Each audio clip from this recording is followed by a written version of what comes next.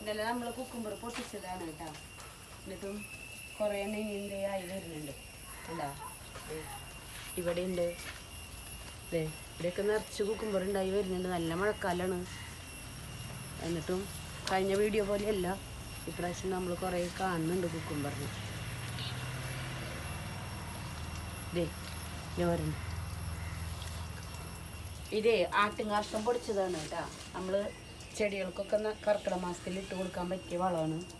അപ്പം ഇത് ആനക്കൊമ്പൻ വെണ്ടയാണ്, red colour. അതിൻ്റെ തടം നീക്കിയിട്ട് നമ്മൾ ഇട്ട് കൊടുക്കുകയാണ്. കുറേശ്ശെ ഇടേണ്ടതുള്ളൂ. ഇത് നമ്മുടെ കാന്താരി മുളകാണ് കേട്ടോ, പച്ചക്കാന്താരിയാണ്. അപ്പം അതിനും കുറച്ചിങ്ങനെ ഇട്ട് കൊടുക്കുക. നമ്മൾ ഇങ്ങനെയൊക്കെ ഒരേ പണികൾ കൃഷിപ്പണികൾ ചെയ്തിട്ടാണ് ഇങ്ങനെ ചെയ്തെങ്കിലാണ് നമുക്ക് വിളവ് നന്നായിട്ട് കിട്ടുള്ളൂ. അപ്പം നമുക്ക് മഴക്കാലത്ത് ചെയ്യാൻ പറ്റുന്ന ഏറ്റവും നല്ല വളമാണ് ആട്ടുംകാഷ്ടം ഇതുപോലെ പൊടിച്ചത്. അതെ ഈ നിൽക്കുന്നതൊക്കെ ആനക്കൊമ്പൻ വെണ്ടയാണ്, റെഡ് കളറ്. അതിനൊന്ന് ഇട്ട് കൊടുക്കുകയാണ് കേട്ടോ.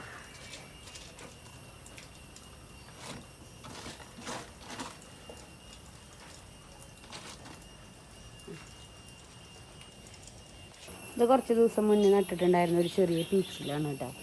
പീച്ചിങ്ങ ഉണ്ടായി തുടങ്ങിയിട്ടുണ്ട്. പിന്നെ ഇവിടെ വീണ് കിടക്കുന്നുണ്ട് ഒരാൾ. ഇതാണ് നമ്മുടെ പന്നി ശല്യം മാറ്റാനുള്ള സസ്യമാണെന്ന് പറഞ്ഞിട്ട് ഞാൻ ഓൺലൈനിൽ വരുത്തിയതാണ്. ഇതിൻ്റെ പേര് തെച്ചിക്കൊടുവേലി.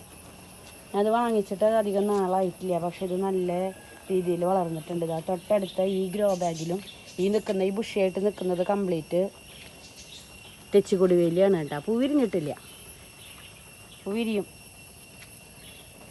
ഇതിങ്ങനെ ചെറിയ തണ്ട് ഞാൻ വെച്ചതാണ് ആദ്യം പൊടിച്ചത്. അതായത് ഈ തലയുണ്ടല്ലോ, തലപ്പാണ് പെട്ടെന്ന് പൊടിക്കണമെന്ന് മനസ്സിലായി. ഞാൻ ഓൺലൈനിൽ വരുത്തിയതാണ്. കടഭാഗം പൊടിച്ചു, പക്ഷെ പെട്ടെന്ന് നന്നായി വളർന്നത് ഈ തലഭാഗമാണ്.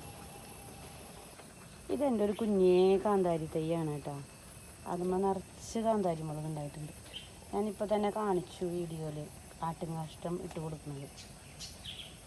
തൊട്ടടുത്ത് ചട്ടിയിൽ ഒരാൾ ഇരിഞ്ഞ് നിൽക്കുന്നുണ്ട്. കാണുമ്പോൾ വലിയ സന്തോഷമാണ്.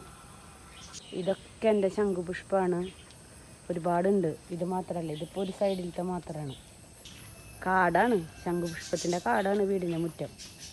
ഉണ്ടോ, നിറച്ചുണ്ട്. ഇതിലൊക്കെ നിറച്ചും പൂവാണ്.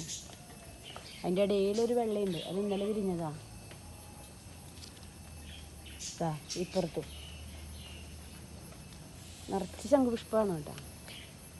മുറ്റം നിറച്ച് ശംഖുപുഷ്പം തന്നെയാണ് വിരിഞ്ഞ് നിൽക്കണേ. ശംഖുപുഷ്പം